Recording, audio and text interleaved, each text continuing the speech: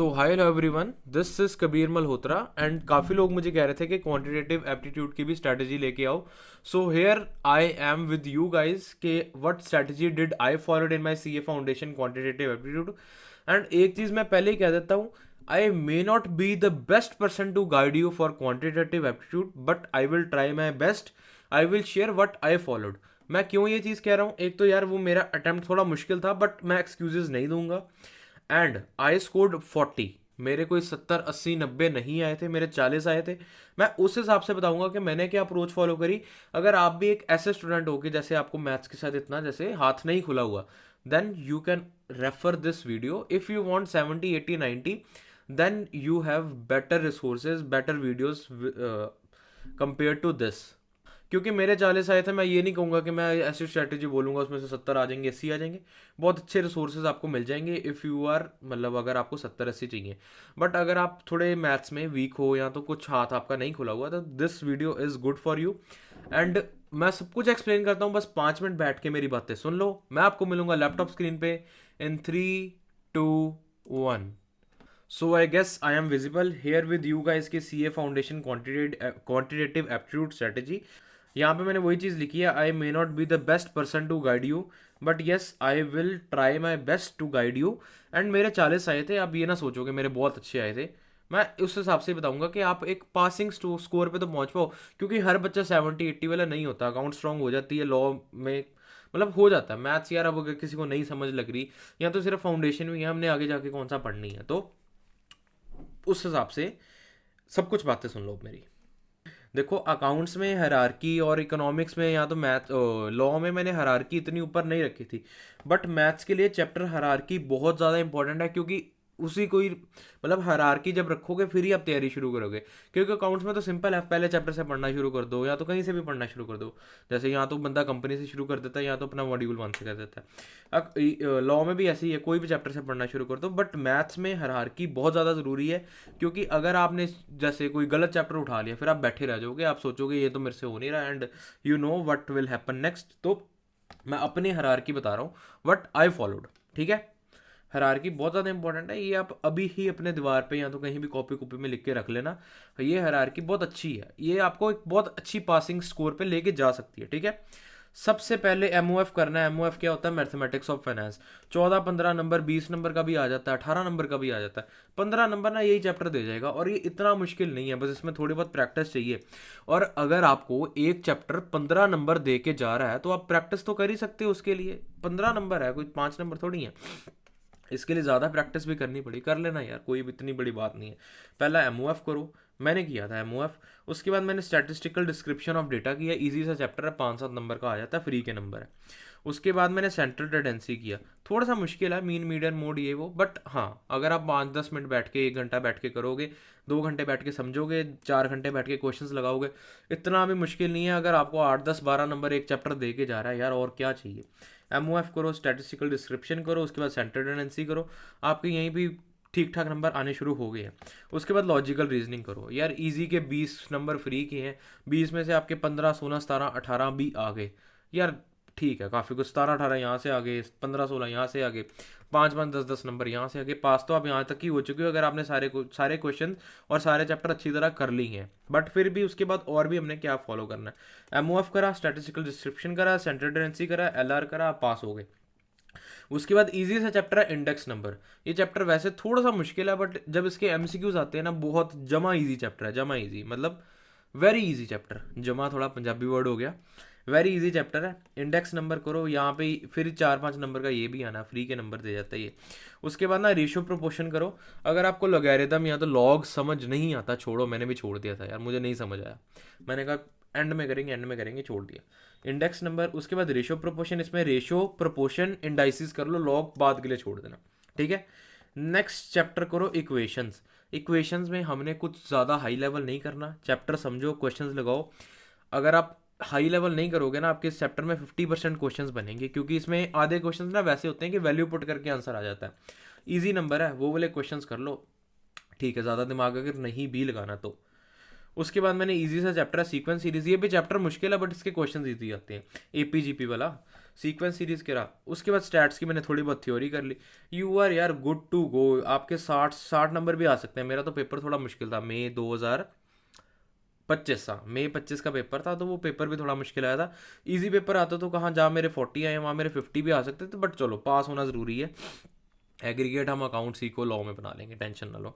और लॉ की अगर मेरी वीडियो नहीं देखी वो देख लो, लॉ में एग्जामेशन लेके आओगे, मतलब 60 से ज़्यादा ही लेके आओगे। लॉ एग्रीगेट से आपको नहीं पीछे छोड़ेगा, ठीक है। ये सारी हायरार्की है, ये लिख लो, बड़ी अच्छी हायरार्की है। और अगर आपने कुछ एक आधा ऊपर नीचे करना है तो वो आप ज़रूर कर सकते हो। और अगर आप पूछोगे बाकी चैप्टर्स, वो मैंने छोड़ दिए थे, मैंने नहीं किए थे, क्योंकि नहीं कॉन्फिडेंस बन रहा था इसमें। मैंने कहा यही अच्छी तरह कर लेता हूँ, जितना आता है वो तो कराऊंगा, एम ही वो करने जाऊँगा तो ये भी ख़राब करूँगा, ठीक है। बाकी चैप्टर मैंने छोड़ दिए थे। नेक्स्ट चीज़ आती है हमारी अप्रोच क्या होनी चाहिए। अप्रोच मतलब हमने कैसे, क्या मतलब अपना सिलेबस कैसे आगे लेके जाना है। देखो अगर आप जनवरी के पेपर दे रहे हो, जनवरी 26 के, तो फिर तो अब इसका इतना टाइम नहीं बचा रिवीजन के लिए। रिवीजन के लिए आपके लिए वीडियोस आ जाएंगी।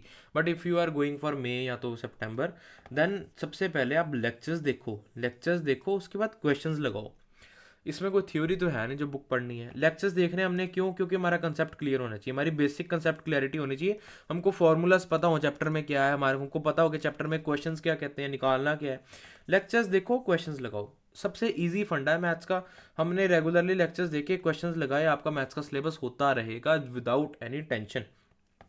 लेक्चर्स में हमने क्या ध्यान रखना है, हमारी बेसिक कंसेप्ट क्लैरिटी होती रहे। और फार्मूलाज याद रखो, फार्मूलाज याद रखोगे, क्वेश्चन प्रैक्टिस करोगे तो फार्मूलाज याद अपने आप हो जाएंगे, ठीक है। नेक्स्ट चीज़ आती है भैया क्वेश्चंस कहाँ से करें। हम आपने बता तो दिया, लेक्चर्स देखो, क्वेश्चंस लगाओ। क्वेश्चंस करने कहाँ से हैं? सबसे पहले लेक्चर के अंदर आपको मॉड्यूल के क्वेश्चंस करा रहे हैं तो बहुत अच्छी बात है यार, आधा पेपर तो वहीं से सॉर्ट हो गया। सबसे पहले ये है ABC। A is 70%, B is 20%, C is 10%।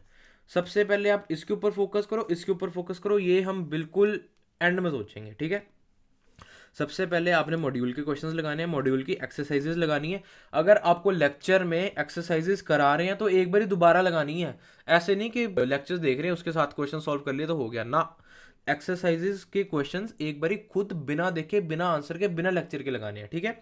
उसके बाद प्रीवियस ईयर और एमटीपी के क्वेश्चंस करो। अगर आप कह रहे हो कि ये भी इनफ नहीं है, मैं आपको बताऊं, मॉड्यूल के क्वेश्चंस करा, आप पास हो चुके हो अगर आपने अच्छी तरह कर लिए। उसके बाद भी प्रैक्टिस के लिए आपने प्रीवियस ईयर और एमटीपीज लगा ली ना। देखो 5 प्रीवियस ईयर और 5 एमटीपीज, एमटीपी 2 आती हैं तो 10 पेपर हो गए, 15 पेपर हो गए। पेपर में 100 क्वेश्चन होते हैं, आपके पास 1500 क्वेश्चन हो गए हैं यार। 1500 क्वेश्चंस में तो 100 क्वेश्चंस तो आ ही जाएंगे ना जो पेपर में आने हैं। और वो भी रिवॉल्व अराउंड आसपास ही होते हैं, कुछ बहुत नया कॉन्सेप्ट नहीं पेपर में डाल देते। उनका मोर और लेस जो ज्यूरिसडिक्शन होती है वो एक ही होती है सारे। आप जब एमटीपीज लगाओगे ना, आपको पता लगने खुद ही पता लग जाएगा कि ज़्यादा डिफरेंट क्वेश्चंस नहीं आते, थोड़े बहुत मिलते जुलते होते हैं। सबसे पहले मॉड्यूल के क्वेश्चंस करो, और अगर आप लेक्चर्स के साथ कर रहे हो तो वो नहीं, एक बारी खुद भी लगाने हैं, ठीक है। उसके बाद प्रीवियस ईयर लगाओ, उसके बाद एमटीपीज लगाओ। उसके बाद अगर ये सब कुछ हो गया, जो कि बहुत ज़्यादा इनफ है, किसी को ज़्यादा चुल है मचने की, प्लस किसी को ज़्यादा जैसे शौक चढ़ा होता है, तो एडिशनल क्वेश्चन बैंक फिर लगा सकते हो। मैंने तो ज़्यादा हाथ नहीं लगाया था, मैंने लगाने की कोशिश भी करी, मेरा दिमाग घूम गया, मैंने कहा छोड़ो, ठीक है। ये चीज़ें याद रखना हमेशा, स्टार मार्क कर रहा हूँ, गलतियों वाले क्वेश्चंस दोबारा करो। क्योंकि अगर हम सिलेक्टिव स्टडी कर रहे हैं ना, देखो सिलेक्टिव स्टडी शायद बहुत अच्छी तो नहीं होती। अगर हम सिलेक्टिव स्टडी कर रहे हैं, अगर हमको पता है कि हम नंबर ही 60-70 की तैयारी कर रहे हैं, तो उसमें से अगर हम क्वेश्चन गलत करेंगे तो पेपर में जाके आएगी मुश्किल। उसके लिए गलतियों वाले क्वेश्चंस दोबारा करो, उसके पीछे कंसेप्ट समझो, एक बारी उसका सोल्यूशन देखो कैसे निकाला, फिर उसको खुद सॉल्व करो दोबारा, ठीक है। नेक्स्ट चीज़ हमने करनी है कि बहुत मुश्किल क्वेश्चन छोड़ो यार, बहुत ज़्यादा मुश्किल जो क्वेश्चन है ना उसको छोड़ो, आगे बढ़ो। उस पर नहीं अटकना, क्योंकि अटके रह जाओगे पेपर में जाके भी अटक जाओगे, कॉन्फिडेंस भी डाउन होता है, बड़े गंदा लूप है यार, फंस जाओगे, कुछ फ़ायदा नहीं है। और अटैम्प्ट्स के लूप में फंसे रहोगे, कुछ फ़ायदा नहीं है। मुश्किल मुश्किल क्वेश्चन छोड़ो, जो मतलब बहुत ज़्यादा मुश्किल छोड़ो, नॉर्मल मुश्किल करो। और परफेक्शनिस्ट नहीं बनना कि एक एक क्वेश्चन हमने अच्छी तरह करना है।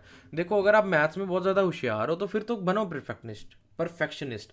बट अगर आप थोड़े मीडियोकर स्टूडेंट हो just like me, then don't focus on being a perfectionist. और बेवकूफ़ भी नहीं बनना कि हमने सिलेक्टिव स्टडी के नाम पे बेवकूफ़ी करी है। परफेक्शनिस्ट भी नहीं बनना, बेवकूफ़ नहीं बनना, इसके पीछे एक बहुत थिन लाइन है, उस लाइन को पकड़ना और उसके ऊपर आपने वर्क करना है। और वो लाइन इतना मुझे पता है कि मेरे व्यूअर्स थोड़े बहुत समझदार हैं कि उनको पता होता है कि क्या करना है क्या नहीं। बस मैंने आपको समझा दिया कि बहुत मुश्किल नहीं करने, ईजी तो हो ही रही है, और जो थोड़े बहुत मुश्किल है उस पर ज़रूर फोकस करना है, क्योंकि फिर अगर हमने वो भी नहीं करे तो हम बेवकूफ़ साबित हो जाएंगे, और पेपर में जाके हमारी बेवकूफ़ी हमको अपने शीशे में दिखेगी। जो आपकी क्वेश्चन पेपर होगा वो हमारे लिए एक शीशा होगा, ठीक है। और अगर कोई और डाउट है तो नीचे कमेंट सेक्शन इज़ ओपन, और मेरी मोटिवेशन के लिए यार कोई अच्छे अच्छे कमेंट्स डाल दिया करो, थैंक यू लिख दिया करो कुछ, और लाइक कर देना यार, जो भी होता है कर देना। और अब सारी स्ट्रैटेजी वीडियोस ख़त्म हो गई हैं, अब बड़ी अच्छी अच्छी वीडियोस आएंगी, क्लास ट्वेल्थ के लिए आएगी, क्लास ट्वेल्थ के लिए सीए फाउंडेशन की आएगी, प्लस बहुत अच्छी अच्छी कंटेंट आने लगा है। And if you are preparing for May और सितंबर, आपके लिए तो बहुत कुछ आने लगा, टेंशन ना लो। मैं मिलता हूँ आपको नेक्स्ट वीडियो के साथ बहुत ही जल्दी, तब तक के लिए साइनिंग ऑफ। और हाँ, 1.5 डे स्ट्रैटेजी भी आने लगी है, उसके लिए भी स्टे ट्यून्ड रहना। मैं आपको मिलता हूँ नेक्स्ट वीडियो के साथ, तब तक के लिए साइनिंग ऑफ।